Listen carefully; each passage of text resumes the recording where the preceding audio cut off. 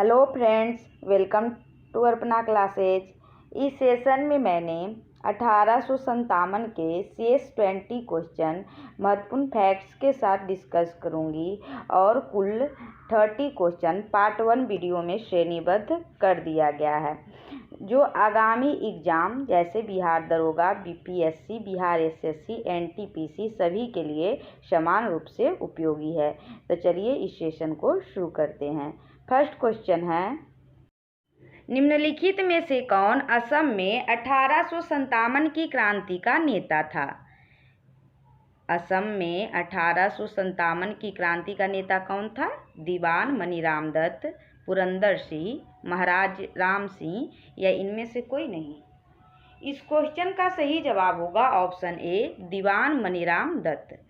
दीवान मनीराम दत्त असम में 1857 के क्रांति के नेता थे। वे क्या थे? एक राजा थे और वे अपने पौत्र कनपेश्वर सिंह को राजा घोषित करके स्वयं 1857 की क्रांति में कूद पड़े, लेकिन शीघ्र ही इनको विद्रोह का दमन कर दिया गया और मनीराम को फांसी दे दी गई। इस प्रकार इसका सही जवाब होगा दीवान मनीराम दत्त, जो असम में 1857 की क्रांति का नेता था।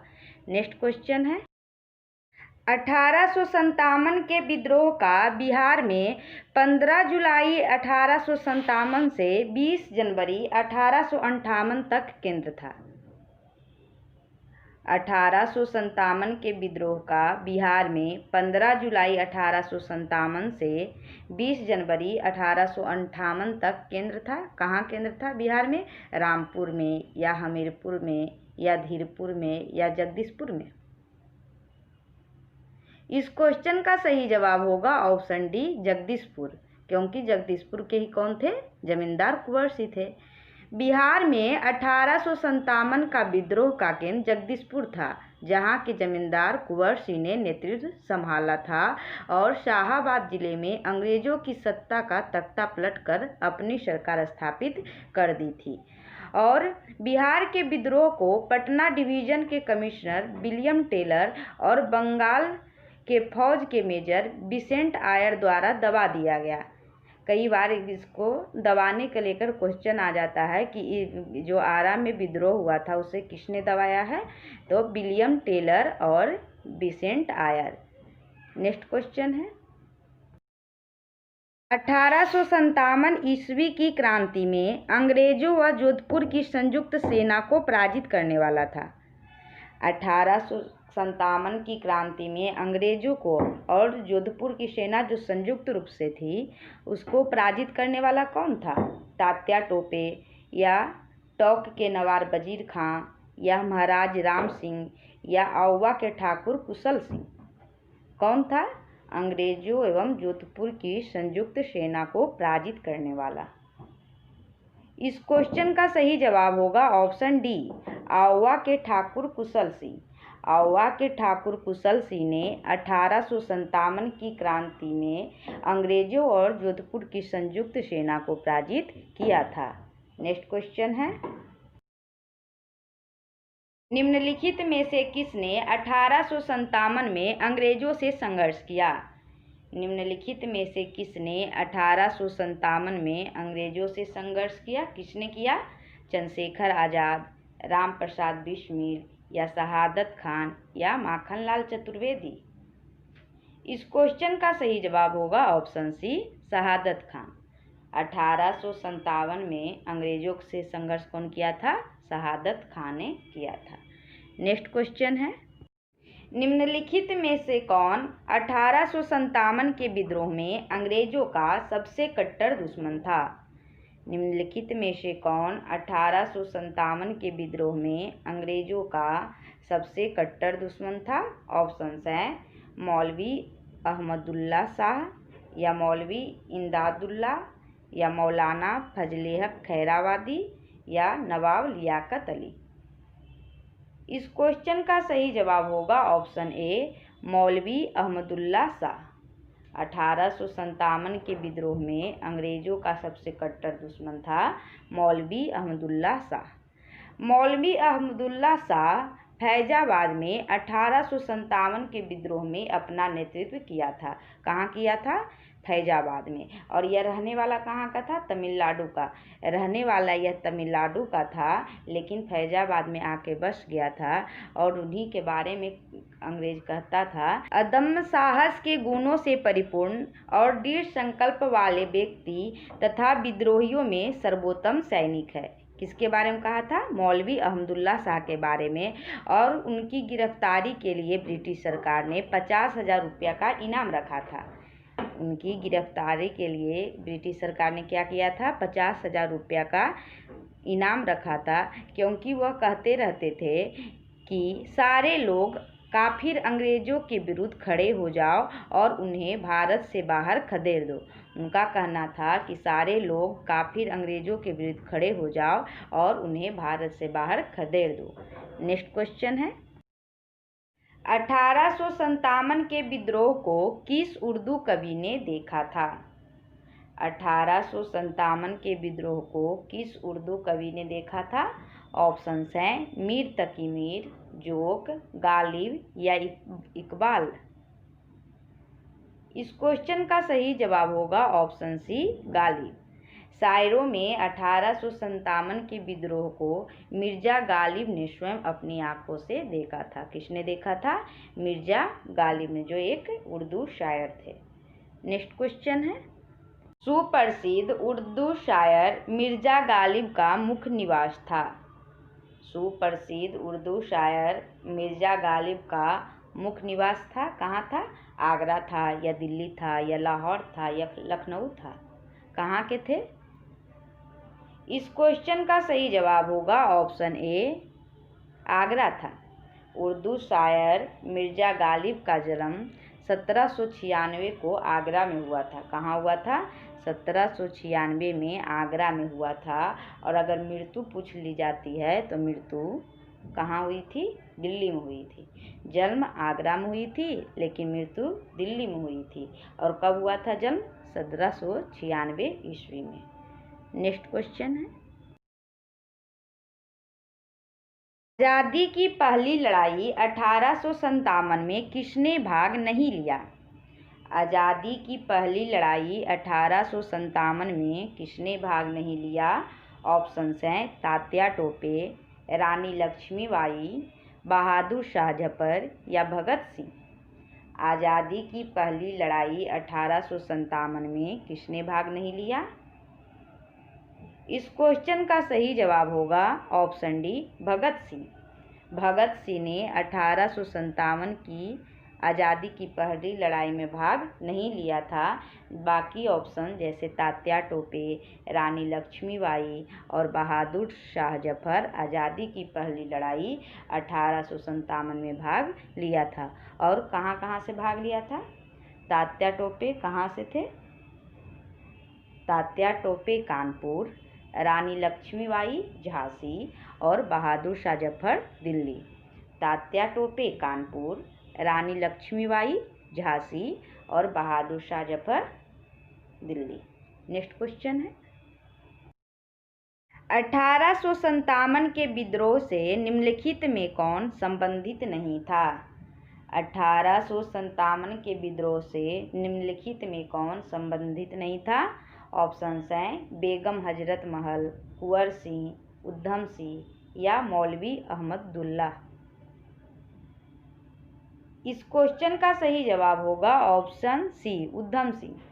उधम सिंह 1857 के विद्रोह से संबंधित नहीं थे। और बाकी ऑप्शंस बेगम हजरत महल, कुंवर सिंह और मौलवी अहमदुल्ला, ये सभी 1857 के विद्रोह से संबंधित थे। जैसे बेगम हजरत महल कहाँ से नेतृत्व की थी?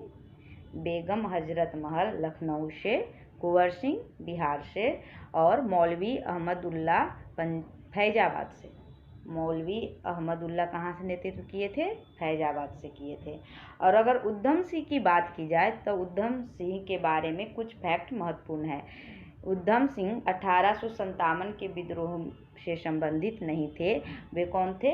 वे एक पंजाब के क्रांतिकारी थे और जालियांवाला बाग हत्याकांड जब हुई थी तो उसी का बदला लेने के लिए उन्होंने पंजाब के गवर्नर माइकल ओ डायर को लंदन में मार्च 1940 में हत्या कर दी। उधम सिंह ने क्या किया था? जालियांवाला बाग हत्याकांड को बदला लेने के लिए माइकल ओ डायर को लंदन में मार्च 1940 में हत्या कर दी थी और जिसके लिए उन्हें गिरफ्तार करके मृत्यु दंड दे दिया गया। नेक्स्ट क्वेश्चन है, 1857 के स्वतंत्रता संग्राम में किस राजवंश ने अंग्रेजों की सर्वाधिक सहायता की? 1857 के स्वतंत्रता संग्राम में किस राजवंश ने अंग्रेजों की सर्वाधिक सहायता की?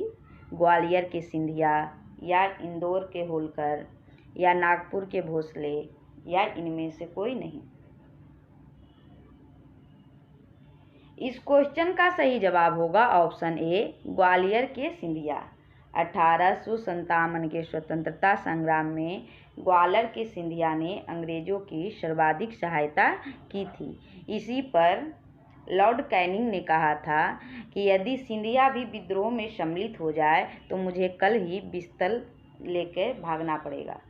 क्या कहा था कैनिंग ने? उस समय गवर्नर जनरल कौन थे? ये भी क्वेश्चन आता है। 1857 के समय गवर्नर जनरल कैनिंग थे और उन्होंने ही कहा था कि यदि सिंधिया भी विद्रोह में शामिल हो जाए तो मुझे कल ही बिस्तरगोल करना होगा।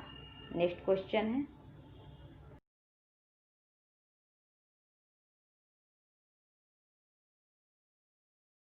निम्नलिखित में 1857 के विप्लव के नायक और उनके कार्य क्षेत्र को सम्मिलित किया गया है और इसमें कौन सा सुमेलित नहीं है? दिए गए ऑप्शंस में 1857 के नायक और उनके कार्य क्षेत्र जो था उन्हीं को सम्मिलित किया गया है और दिए गए ऑप्शन में कौन सुमेलित नहीं है? ऑप्शंस हैं बख्त खां दिल्ली, मौलवी अहमदुल्ला अवध, कुंवर सिंह आरा, नाना साहेब कानपुर, इनमें से कोई नहीं। बख्त खां दिल्ली, मौलवी अहमदुल्ला अवध, कुंवर सिंह आरा, नाना साहेब कानपुर, या इनमें से कोई नहीं।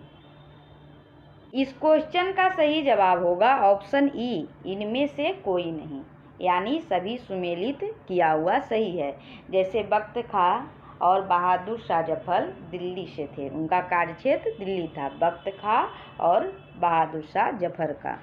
दूसरा है मौलवी अहमदुल्ला, उनका भी कार्यक्षेत्र अवध था, फैजाबाद। और तीसरा है कुंवर सिंह का भी कार्यक्षेत्र आरा था, बिहार। और नाना साहेब जिनका भी कार्यक्षेत्र था कानपुर, यानी सभी जो मिलान है वह सही है, यानी सारे सुमेलित हैं। नेक्स्ट क्वेश्चन है, 1857 के समय बैरकपुर में कौन ब्रिटिश कमांडिंग ऑफिसर था? 1857 के समय बैरकपुर में कौन ब्रिटिश कमांडिंग ऑफिसर था? ऑप्शंस हैं हेनरी लॉरेंस, ह्यूरोज, हेर्से, या इनमें से कोई नहीं। इस क्वेश्चन का सही जवाब होगा ऑप्शन सी, हेर्से।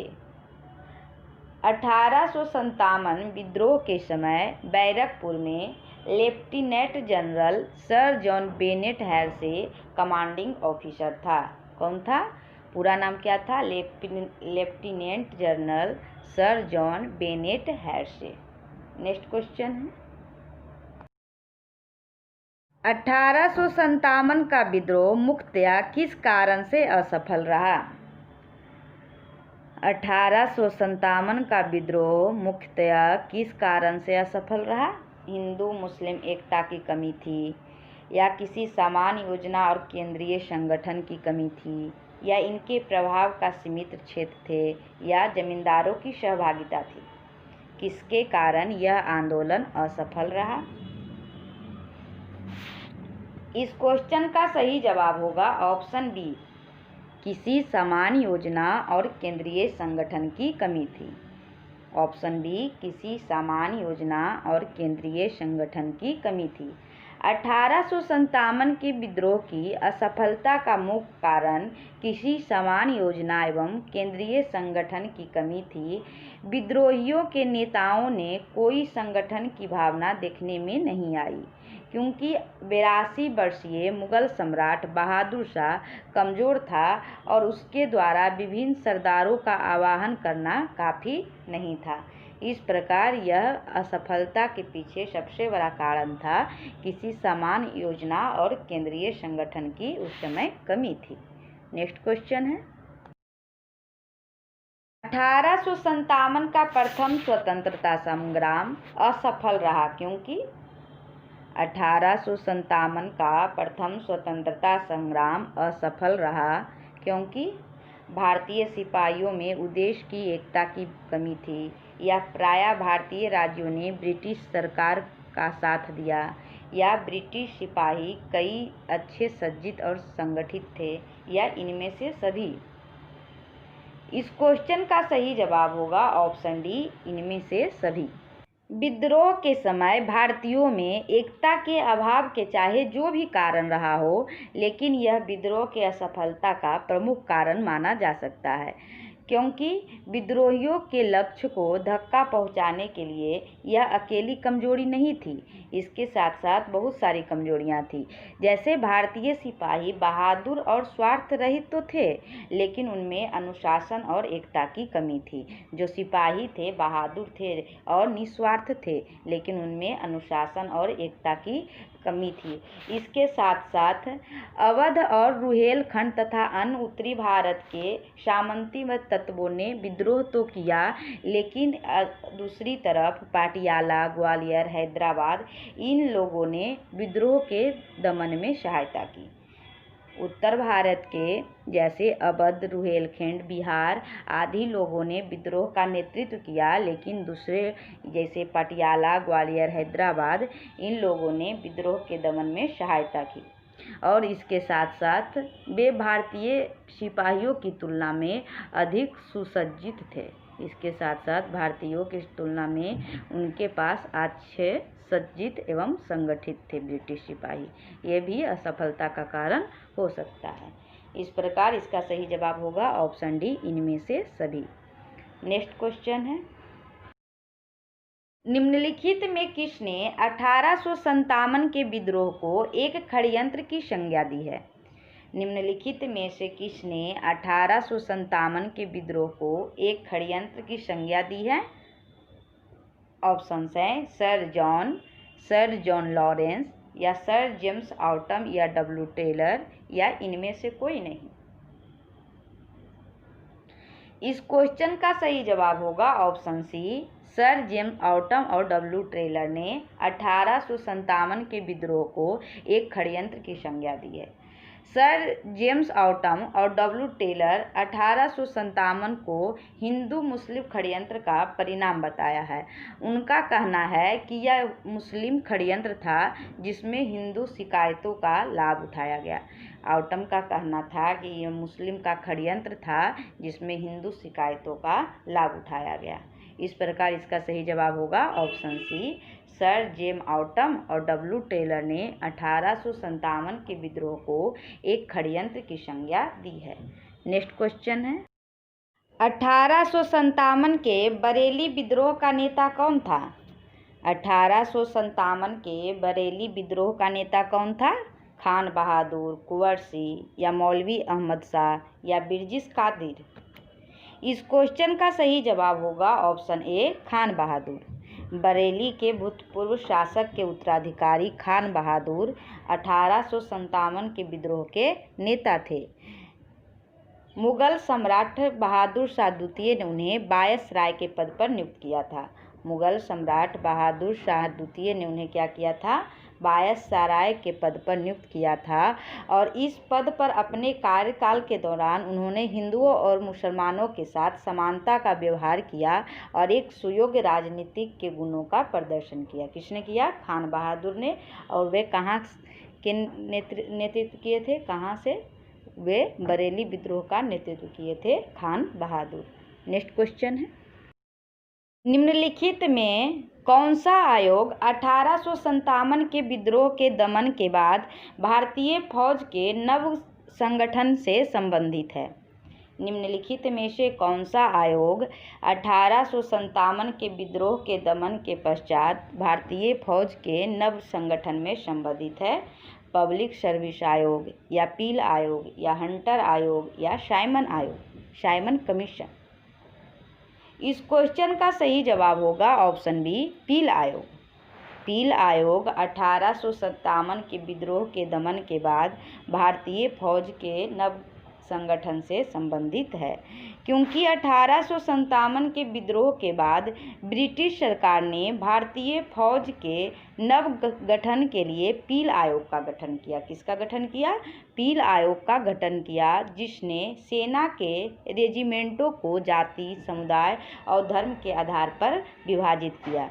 एक तरफ जहां 1857 से पूर्व यूरोपीय सैनिक 45,000 थे, तो उन्हें अब 65,000 कर दिया, और भारतीय सैनिकों की संख्या 2,38,000 से घटाकर 1,40,000 कर दिया गया। क्या किया गया?